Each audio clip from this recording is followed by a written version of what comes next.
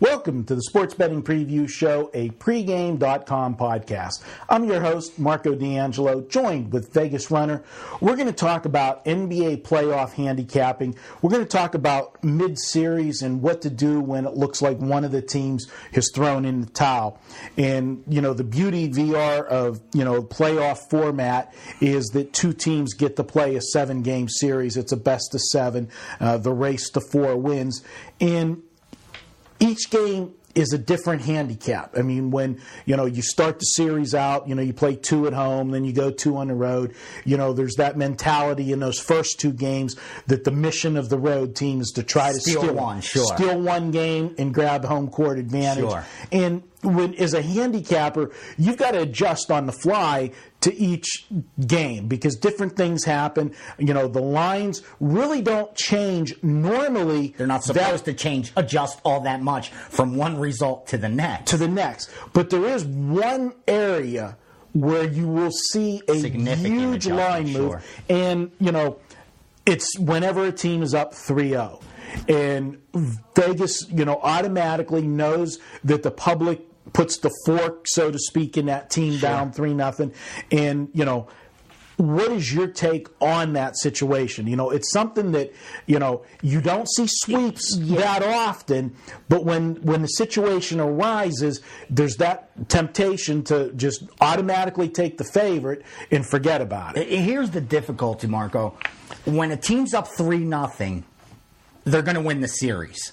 I mean, in all sports combined, when there's a 7-game series, I'm talking NHL, Major League Baseball, NBA. When a team was up 3-0, okay, all the playoffs, they've gone on to win that series 275 times, lost it 3 times, okay? More times than not, you're up 3-0 and you're winning the series, okay? The problem I have as a handicapper is I know the probability is this team's going to advance. But now we're looking at Game 4, and like you said, sweeps aren't all that common, but they do happen.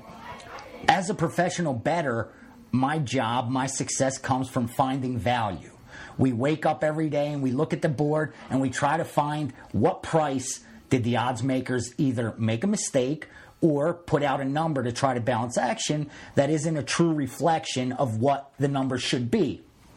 So that's what we're programmed to do, to be winning sports bettors, to find value and grab it.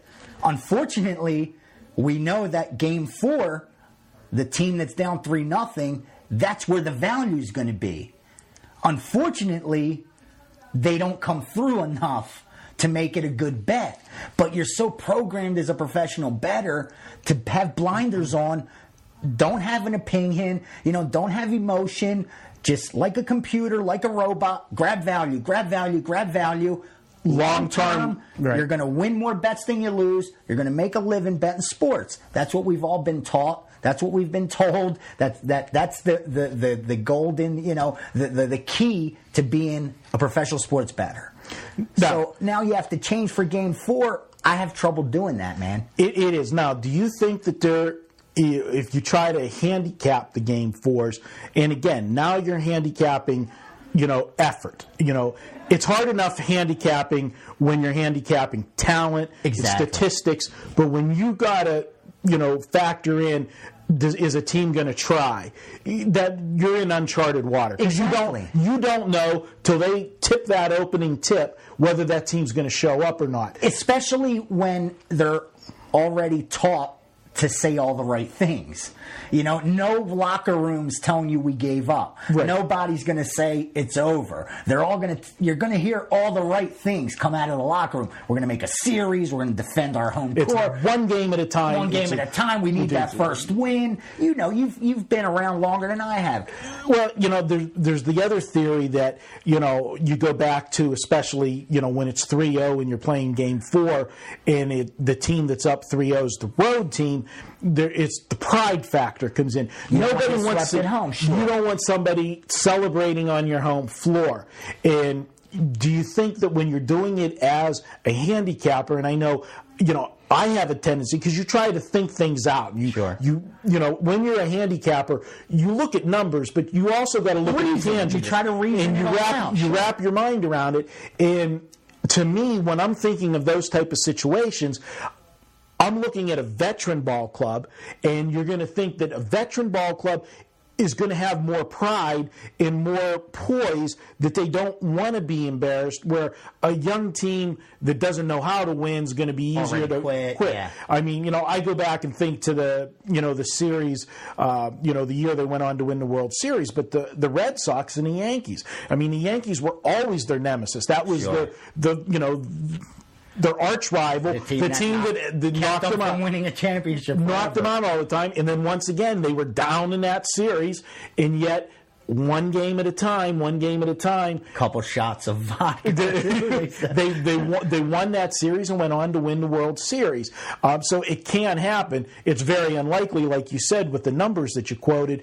But if there's a lot of sweeps in the playoffs, I'm going to get hurt as a handicapper. Me too. What this season has taught me, though, Marco, is that maybe we need to adjust what we think the numbers should be based on the type of team that's down 3-0. And I think that's what I need to start doing as a handicapper, to start categorizing it, like you said, veteran team or a young team, and see, do they perform differently under these conditions? Because this year it seems like it's the veteran teams that have said, let's not even attempt it and, try to win again. Because, it's been the San Antonios, the Atlantas, who are teams that have been years in the making. And you would think these teams are not going to just give up.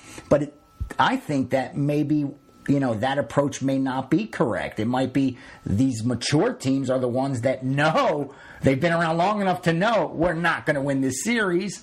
Do we really want to go back out on the road for one more game? We're a young ball club, they don't know better. They're young, dumb, and don't know. That historically, we're not going to win this series. You know what I mean? So you might have to take it on an individual case-by-case basis, but I think as a handicapper, I need to start looking more at the team that's down 3-0 and the type of character the team has, because that's what I think it comes down to in Game 4: character. We've seen when you quit, you get blown out. When you give effort, you go out on your sword, like they say, on your shield. And these teams that get on those runs and and experience that they're in that 3-0 position, when you're talking in the playoffs, and and again, when you get to the NBA Finals, it's different, because when it's done, it's done. Sure. But as you're in the other rounds, rest is important. It's been a long season, and if you do have the opportunity to close somebody out, do it.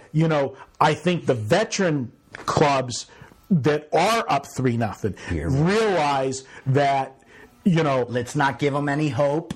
Let's take advantage of the extra rest. You're absolutely right. Come out, establish it early in that first quarter, take the crowd out of the game immediately, and and end this thing, take care of business. And I think maybe that is the changing of the guard, to look at these things moving forward. Because the odds makers are adjusting. Let's tell it like it is. They're giving the team down 3-0 all the line value in the world. They're trying at least to get them an ATS cover. Mm-hmm. The lines they're throwing out there when a team's down 3-0, they're doing what they could to get the dog the cover.